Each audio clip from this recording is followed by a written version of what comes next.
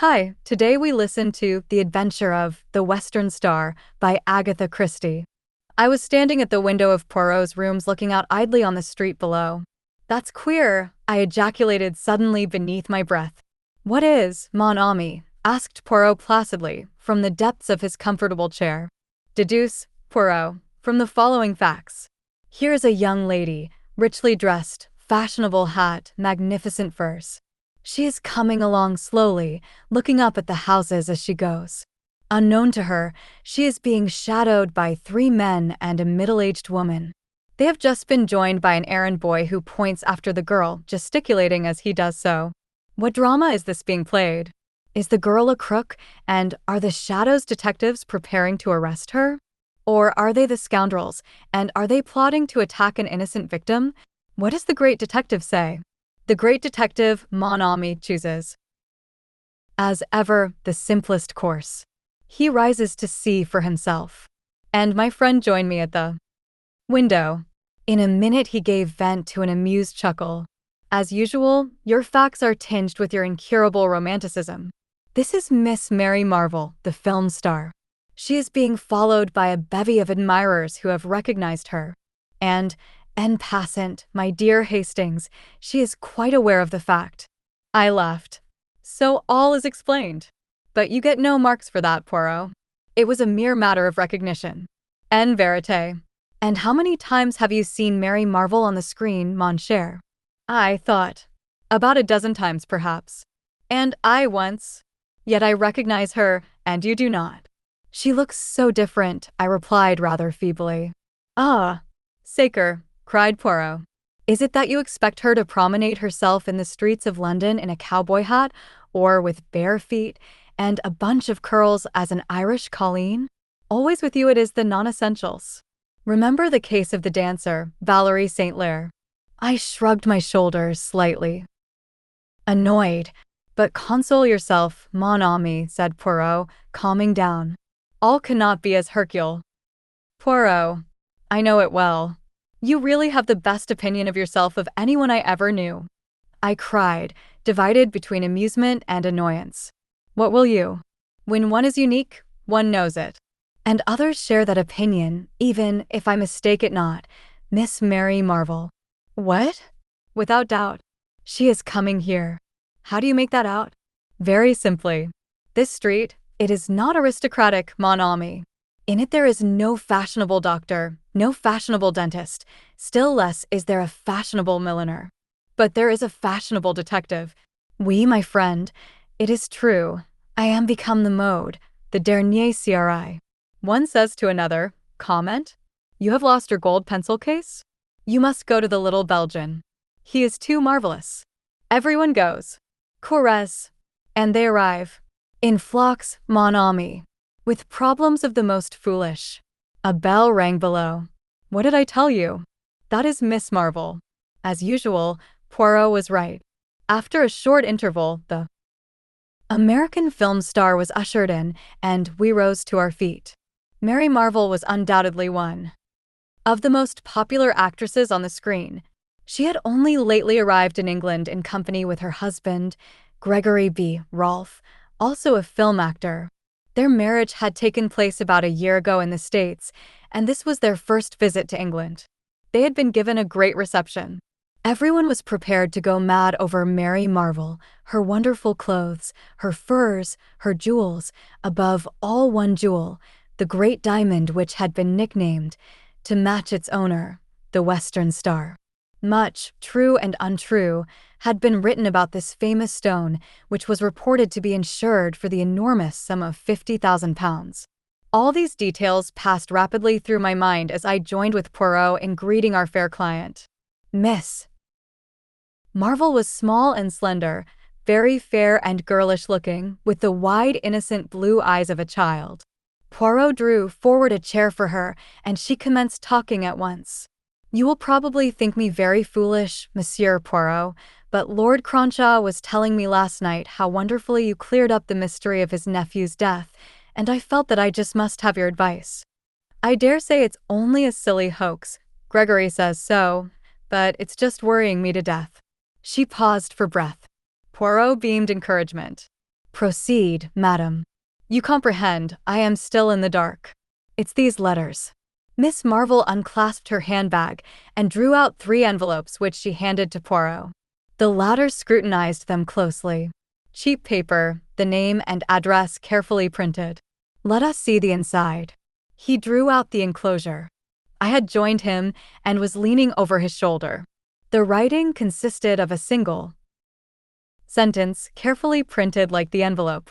It ran as follows: "The great diamond which is the left eye of the god must return whence it came." The second letter was couched in precisely the same terms, but the third was more explicit. "You have been warned. You have not obeyed. Now the diamond will be taken from you. At the full of the moon, the 2 diamonds which are the left and right eye of the god shall return." So it is written. The first letter I treated as a joke, explained Miss Marvel. When I got the second, I began to wonder. The third one came yesterday, and it seemed to me that, after all, the matter might be more serious than I had imagined. I see they did not come by post, these letters. No, they were left by hand by a Chinaman. That is what frightens me.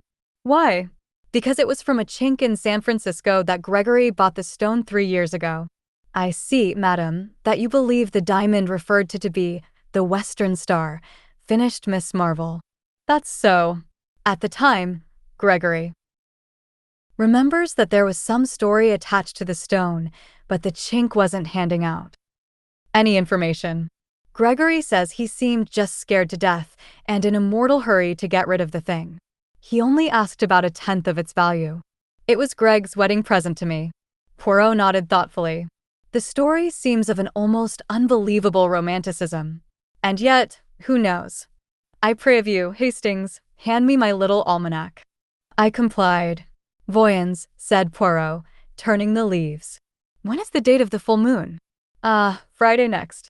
That is in 3 days' time. Eh bien, madam, you seek my advice, I give it to you. This belle histoire may be a hoax, but it may not. Therefore I counsel you to place the diamond in my keeping until after Friday next. Then we can take what steps we please. A slight cloud passed over the actress's face, and she replied constrainedly, I'm afraid that's impossible. You have it with you, Hein? Poirot was watching her narrowly.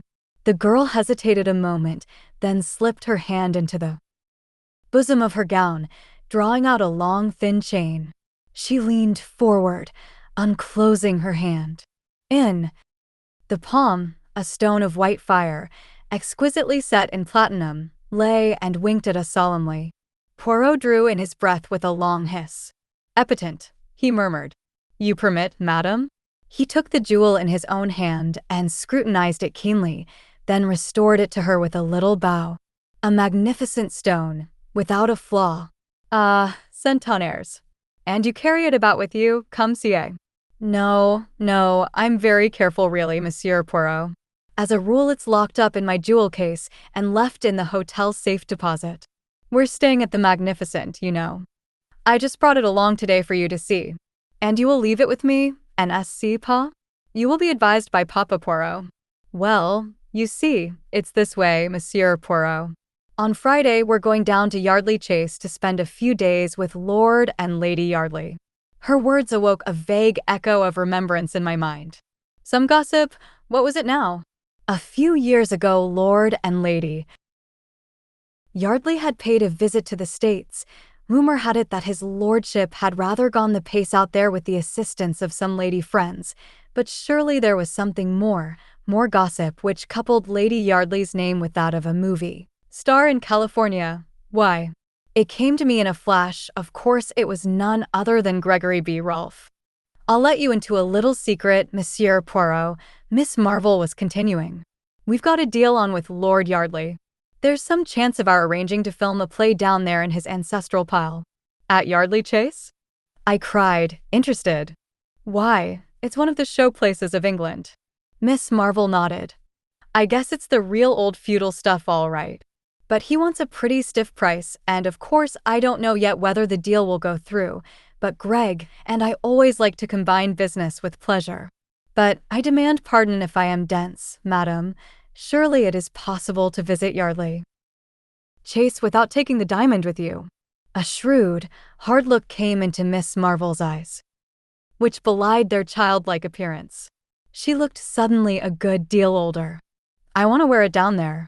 Surely, I said suddenly, there are some very famous jewels in the Yardley collection, a large diamond amongst them. That's so, said Miss Marvel briefly. I heard Poirot murmur beneath his breath, ah, c'est comme si. Then he said aloud, with his usual uncanny luck in hitting the bullseye, he dignifies it by the name of psychology. Then you are without doubt already acquainted with Lady Yardley, or perhaps your husband is? Gregory knew her when she was out west 3 years ago, said Miss Marvel. She hesitated a moment, and then added abruptly, do either of you ever see society gossip? We both pleaded guilty rather shamefacedly. I ask because in this week's number there is an article on famous jewels, and it's really very curious, she broke off. I rose, went to the table at the other side of the room, and returned with the paper in question in my hand. She took it from me, found the article, and began to read aloud. Amongst other famous stones may be included the Star of the East, a diamond in the possession of the Yardley family. An ancestor of the present Lord Yardley brought it back with him from China, and a romantic story is said to attach to it. According to this, the stone was once the right eye of a temple god. Another diamond, exactly similar in form and size, formed the left eye, and the story goes that this jewel, too, would in course of time be stolen. One eye shall go west, the other east, till they shall meet once more. Then, in triumph shall they return to the god. It is a curious coincidence that there is at the present time a stone corresponding closely in description with this one, and known as the Star of the West, or the Western Star. It is the property of the celebrated film star, Miss Mary Marvel. A comparison of the two stones would be interesting. She stopped. Epitant, murmured Poirot. Without doubt. A romance of the first water. He turned to Mary Marvel. And you are not afraid, madam? You have no superstitious terrors? You do not fear to introduce these two Siamese twins to each other lest a Chinaman should appear and, hey presto, whisk them both back to China. His tone was mocking, but I fancied that an undercurrent of seriousness lay beneath it. I don't believe that Lady Yardley's diamond is anything like as good as mine, said Miss Marvel. Anyway, I'm going to see. What more Poirot would have said I do not know, for at that moment the door flew open, and a splendid-looking man strode into the room. From his crisply curling black head to the tips of his patent leather boots, he was a hero fit for romance. I said I'd call round for you, Mary, said Gregory Rolfe, and here I am. Well, what does Monsieur Poirot say to our little problem? Just one big hoax, same as I do. Poirot smiled up at the big actor. They made a ridiculous contrast. Hoax or no hoax, Mr. Rolfe, he said dryly, I have advised madam your wife not to take the jewel with her to Yardley Chase on Friday. I'm with you there, sir. I've already said so to Mary. But there, she's a woman through and through, and I guess she can't bear to think of another woman outshining her in the jewel line. What nonsense, Gregory, said Mary Marvel sharply. But she flushed angrily. Poirot shrugged his shoulders. Madam, I have advised. I can do no more. C'est fini. He bowed them both to the door. Ah, la, he observed, returning. Histoire defends. The good husband, he hit the nail, tout de mime, but he was not tactful. Assuredly not. I imparted to him my vague remembrances, and he nodded vigorously. So I thought. All the same, there is something curious underneath all this. With your permission, mon ami, I will take the air. Await my return, I beg of you, I shall not be long. I was half asleep in my chair when the landlady tapped on the door and put her head in. It's another lady to see Mr. Poirot, sir. I've told her he was out, but she says as how she'll wait, seeing as she's come up from the country. Oh, show her in here, Mrs. Murchison. Perhaps I can do something for her. In another moment the lady had been ushered in. My heart gave a leap as I recognized her. Lady Yardley's portrait had figured too often in the society papers to allow her to remain unknown. Do sit down, Lady Yardley, I said, drawing forward a chair.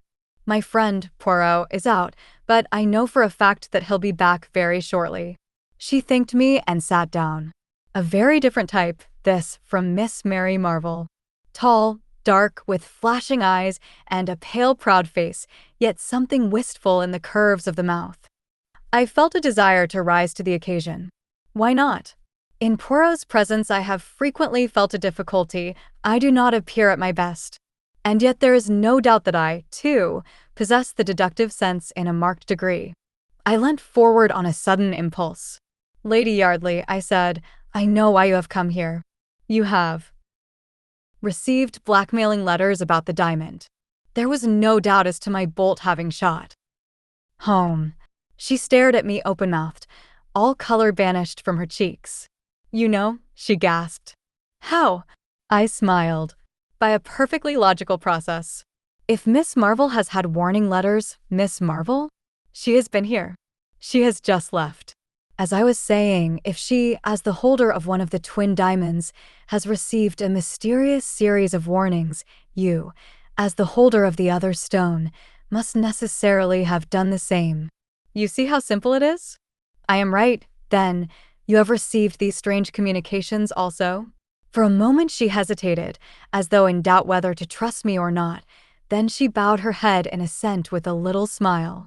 "That is so," she acknowledged. "Were yours, too, left by hand by a Chinaman?" "No, they came by post. But tell me, has Miss Marvel undergone the same experience then?" I recounted to her the events of the morning. She listened attentively. "It all fits in. My letters are the duplicate of hers.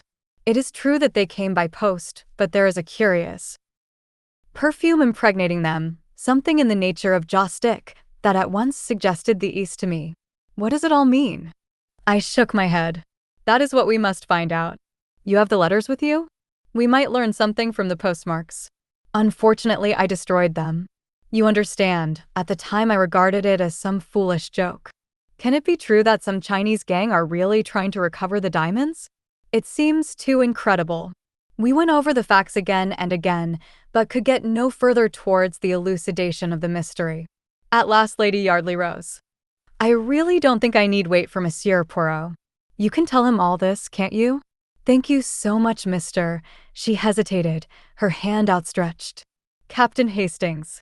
"Of course. How stupid of me. You're a friend of the Cavendishes, aren't you?" "It was Mary Cavendish who sent me to Monsieur Poirot. When my friend returned, I enjoyed telling him the tale of what had occurred during his absence. He cross-questioned me rather sharply over the details of our conversation, and I could read between the lines that he was not best pleased to have been absent. I also fancied that the dear old fellow was just the least inclined to be jealous. It had become rather a pose with him to consistently belittle my abilities, and I think he was chagrined at finding no loophole for criticism. I was secretly rather pleased with myself, though I tried to conceal the fact for fear of irritating him. In spite of his idiosyncrasies, I was deeply attached to my quaint little friend. "Bien," he said at length, with a curious look on his face. "The plot develops. Pass me, I pray you, that peerage on the top shelf there." He turned the leaves. Here we are. Yardley, 10th Viscount, served South African War. Toutier n'a pas d'importance. Mar. 1907 Honorable Maud Stopperton, 4th daughter of 3rd Baron Cotterell. Has ISS 2 daughters, born 1908, 1910.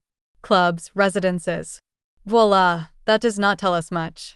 But tomorrow morning we see this milord. What? Yes. I telephoned to him. I thought you had washed your hands of the case? I am not acting for Miss Marvel since she refuses to be guided by my advice. What I do now is for my own satisfaction, the satisfaction of Hercule Poirot. Decidedly, I must have a finger in this pie. And you calmly wire Lord Yardley to dash up to town just to suit your convenience. He won't be pleased.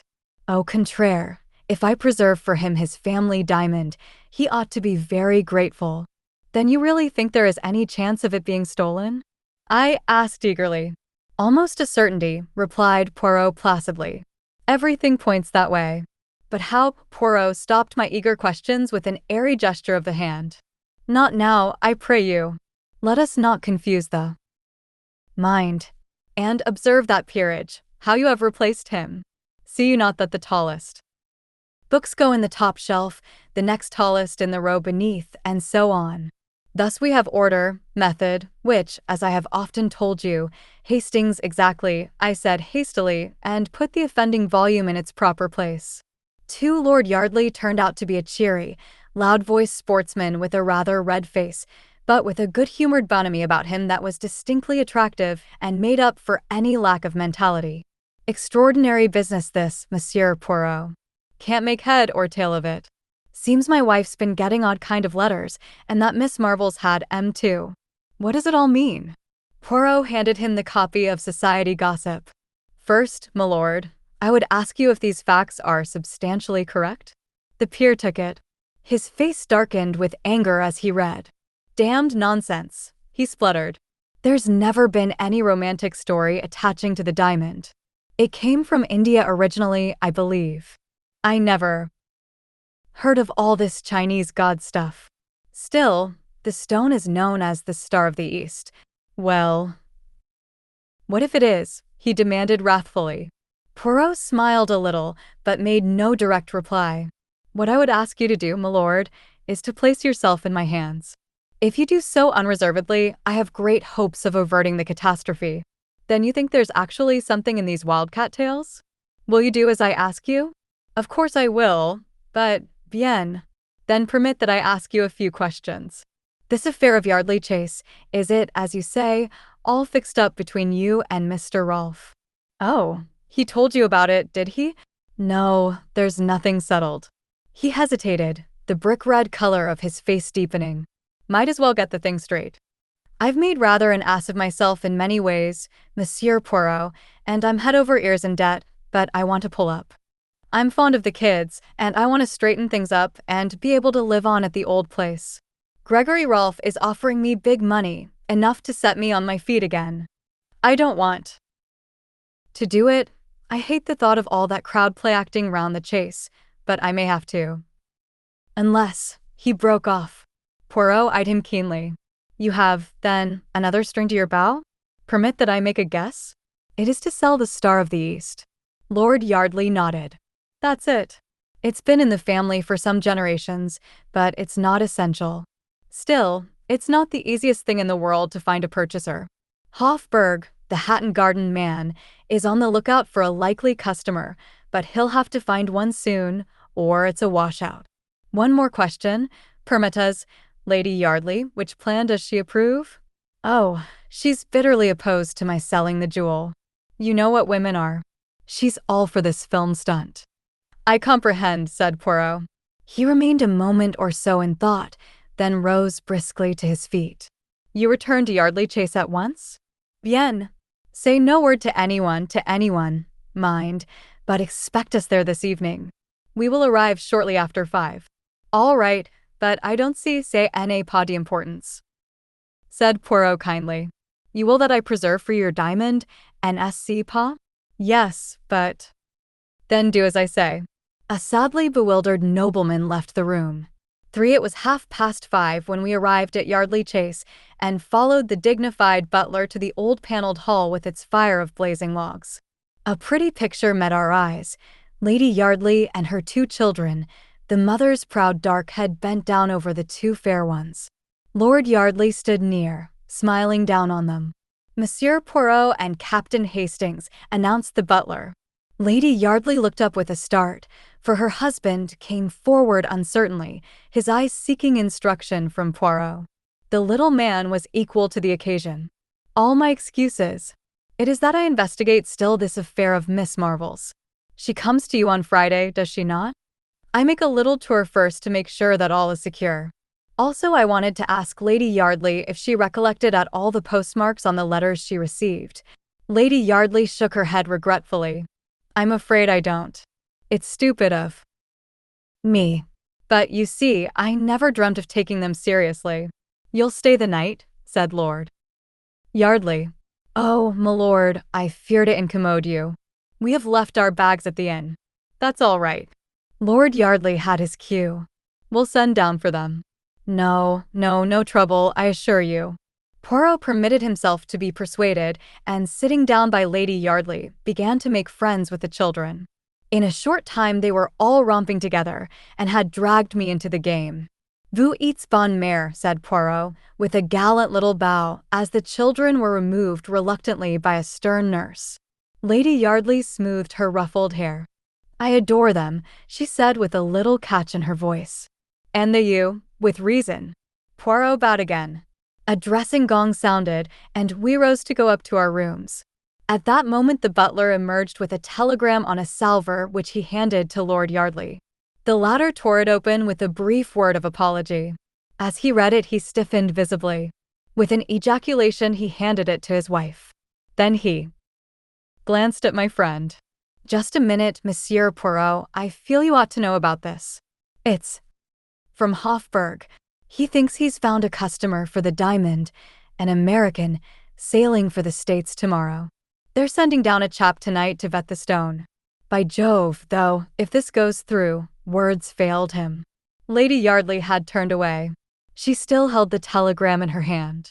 "I wish you wouldn't sell it, George," she said, in a low voice. "It's been in the family so long." She waited, as though for a reply, but when none came her face hardened. She shrugged her shoulders. "I must go and dress. I suppose I had better display the goods." She turned to Poirot with a slight grimace. "It's one of the most hideous necklaces that was ever designed. George has always promised to have the stones reset for me, but it's never been done." She left the room. Half an hour later, we three were assembled in the great drawing room awaiting the lady. It was already a few minutes past the dinner hour. Suddenly there was a low rustle and Lady Yardley appeared framed in the doorway, a radiant figure in a long white shimmering dress. Round the column of her neck was a rivulet of fire. She stood there with one hand just touching the necklace. "Behold the sacrifice," she said gaily. Her ill humor seemed to have vanished. "Wait while I turn the big light on and you shall feast your eyes on the ugliest necklace in England." The switches were just outside the door. As she stretched out her hand to them, the incredible thing happened. Suddenly, without any warning, every light was extinguished, the door banged, and from the other side of it came a long-drawn, piercing woman's scream. "My God!" cried Lord Yardley. "That was Maud's voice. What has happened?" We rushed blindly for the door, cannonading into each other in the darkness. It was some minutes before we could find it. What a sight met our eyes! Lady Yardley lay senseless on the marble floor, a crimson mark on her white throat where the necklace had been wrenched from her neck. As we bent over her, uncertain for the moment whether she was dead or alive, her eyelids opened. "The Chinaman," she whispered painfully. "The Chinaman, the side door." Lord Yardley sprang up with an oath. I accompanied him, my heart beating wildly. The Chinaman again! The side door in question was a small one in the angle of the wall, not more than a dozen yards from the scene of the tragedy. As we reached it, I gave a cry. There, just short of the threshold, lay the glittering necklace, evidently dropped by the thief in the panic of his flight. I swooped joyously down on it. Then I uttered another cry which Lord Yardley echoed. For in the middle of the necklace was a great gap. The Star of the East was missing. "That settles it," I breathed. These were no ordinary thieves.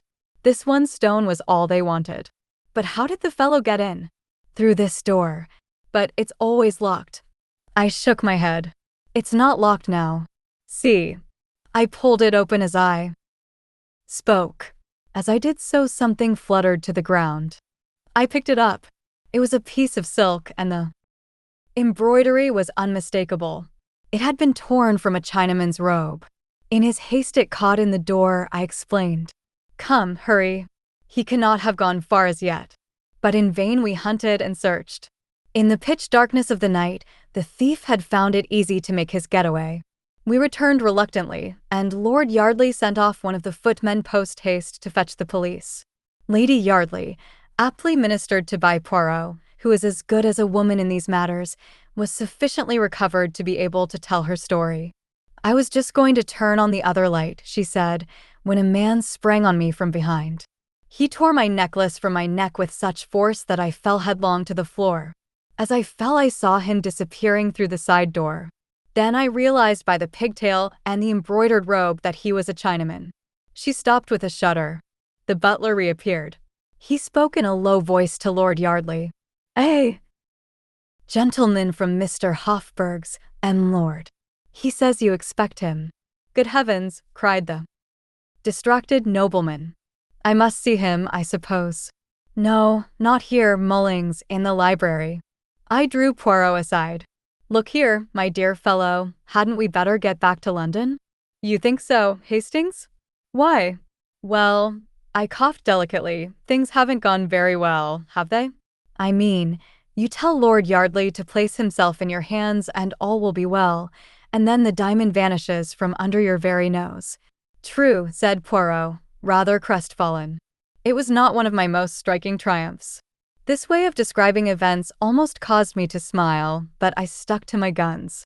"So, having, pardon the expression, rather made a mess of things, don't you think it would be more graceful to leave immediately? And the dinner, the without doubt excellent dinner, that the chef of Lord Yardley has prepared?" "Oh, what's dinner?" I said impatiently. Poirot held up his hands in horror. "Mon Dieu, it is that in this country you treat the affairs gastronomic with a criminal indifference." "There's another reason why we should get back to London as soon as possible," I continued. "What is that, my friend?" "The other diamond," I said, lowering my voice. "Miss Marvel's." "Eh bien, what of it?" "Don't you see?" His unusual obtuseness annoyed me. What had happened to his usually keen wits? "They've got one, now they'll go for the other." "Tiens," cried Poirot, stepping back a pace and regarding me with admiration. "But your brain marches to a marvel, my friend. Figure to yourself that for the moment I had not thought of that. But there is plenty of time. The full of the moon, it is not until Friday." I shook my head dubiously. The full of the moon theory left me entirely cold. I had my way with Poirot, however, and we departed immediately, leaving behind us a note of explanation and apology for Lord Yardley. My idea was to go at once to the Magnificent and relate to Miss Marvel what had occurred, but Poirot vetoed the plan and insisted that the morning would be time enough. I gave in rather grudgingly. In the morning, Poirot seemed strangely disinclined to stir out. I began to suspect that, having made a mistake to start with, he was singularly loath to proceed with the case. In answer to my persuasions, he pointed out, with admirable common sense, that as the details of the affair at Yardley Chase were already in the morning papers, the Rolfs would know quite as much as we could tell them. I gave way unwillingly. Events proved my forebodings to be justified.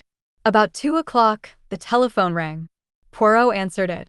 He listened for some moments, then with a brief "Bien, Jai Sarai," he rang off and turned to me. "What do you think, mon ami?" He looked half ashamed, half excited.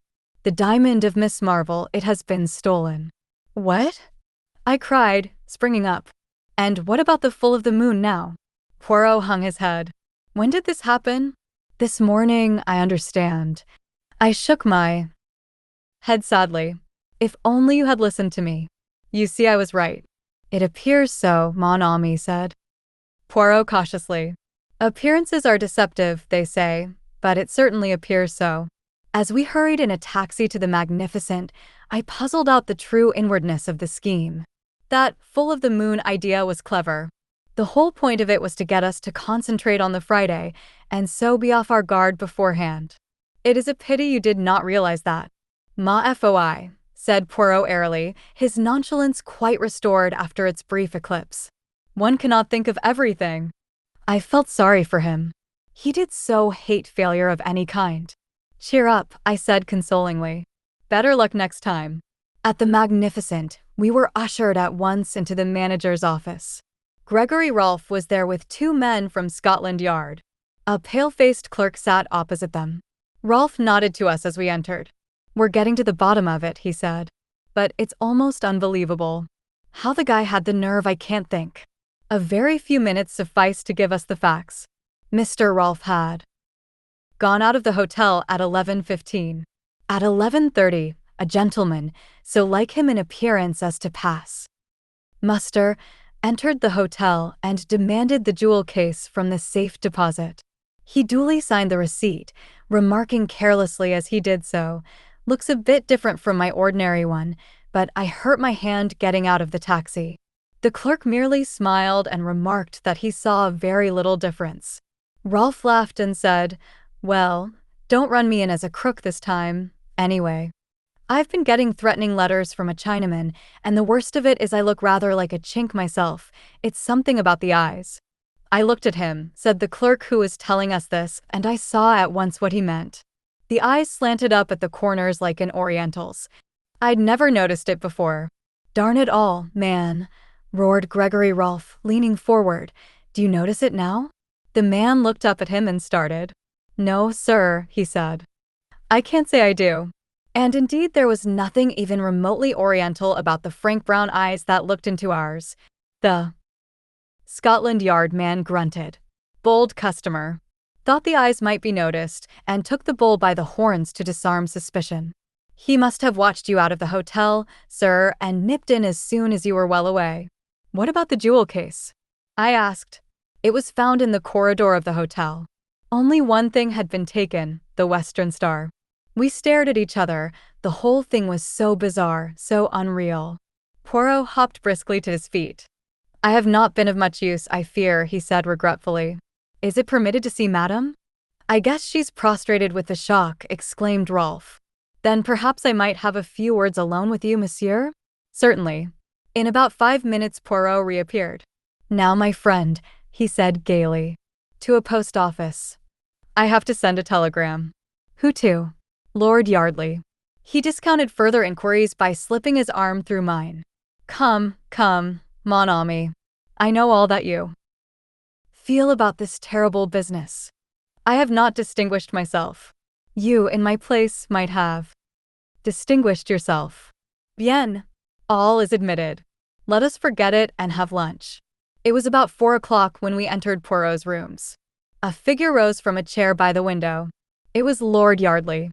He looked haggard and distraught. "I got your wire and came up at once. Look here, I've been round to Hofburg, and they know nothing about that man of theirs last night, or the wire either. Do you think that—" Poirot held up his hand. "My excuses. I sent that wire, and hired the gentleman in question." "You? But why?" "What?" The nobleman spluttered impotently. "My little idea was to bring things to a head," explained Poirot placidly. "Bring things to a head." "Oh, my God!" cried Lord Yardley. "And the ruse succeeded," said Poirot cheerfully. "Therefore, my lord, I have much pleasure in returning you this." With a dramatic gesture, he produced a glittering object. It was a great diamond. "The Star of the East," gasped Lord Yardley. "But I don't understand." "No," said Poirot. "It makes no matter. Believe me, it was necessary for the diamond to be stolen. I promised you that it would be preserved to you, and I have kept my word. You must permit me to keep my little secret. Convey, I beg of you, the assurance of my deepest respect to Lady Yardley, and tell her how pleased I am to be able to restore her jewel to her. What beau temps, is it not? Good day, my lord." And smiling and talking, the amazing little man conducted the bewildered nobleman to the door. He returned gently rubbing his hands. "Poirot," I said, "am I quite demented?" "No, mon ami, but you are, as always, in a mental fog." "How did you get the diamond?" "From Mr. Rolfe." "Rolfe?" "Mais oui." The warning letters, the Chinaman, the article in Society Gossip, all sprang from the ingenious brain of Mr. Rolfe. The 2 diamonds, supposed to be so miraculously alike, bah! They did not exist. There was only one diamond, my friend. Originally in the Yardley collection, for 3 years it has been in the possession of Mr. Rolfe. He stole it this morning with the assistance of a touch of grease paint at the corner of each eye. Ah, I must see him on the film. He is indeed an artist, cela. But why should he steal his own diamond?" I asked, puzzled. "For many reasons. To begin with, Lady Yardley was getting restive." "Lady Yardley?" "You comprehend she was left much alone in California. Her husband was amusing himself elsewhere. Mr. Rolfe was handsome, he had an air about him of romance. But au fond, he is very businesslike, see monsieur. He made love to Lady Yardley, and then he blackmailed her. I taxed the lady with the truth the other night, and she admitted it. She swore that she had only been indiscreet, and I believe her. But undoubtedly, Rolfe had letters of hers that could be twisted to bear a different interpretation. Terrified by the threat of a divorce and the prospect of being separated from her children, she agreed to all he wished. She had no money of her own, and she was forced to permit him to substitute a paste replica for the real stone.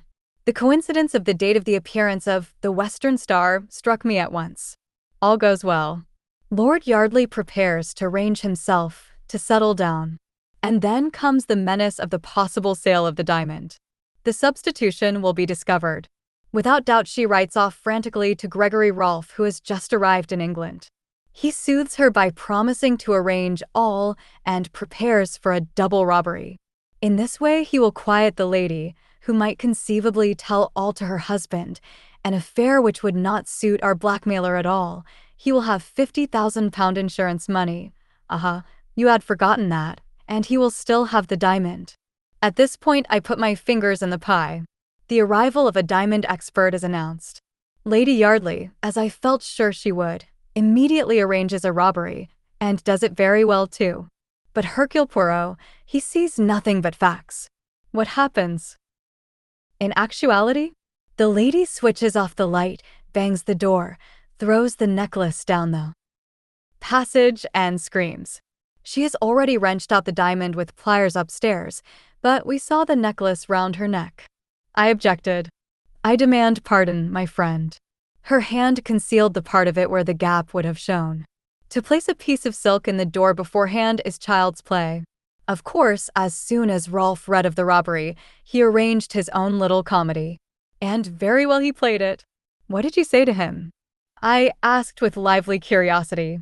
I said to him that Lady Yardley had told her husband all, that I was empowered to recover the jewel, and that if it were not immediately handed over, proceedings would be taken.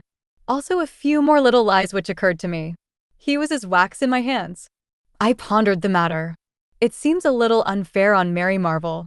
She has lost her diamond through no fault of her own. Bah, said Poirot brutally. She has a magnificent advertisement. That is all she cares for, that one. Now the other, she is different. Bonne mère, très femme? Yes, I said doubtfully, hardly sharing Poirot's views on femininity. I suppose it was Rolfe who sent her the duplicate letters.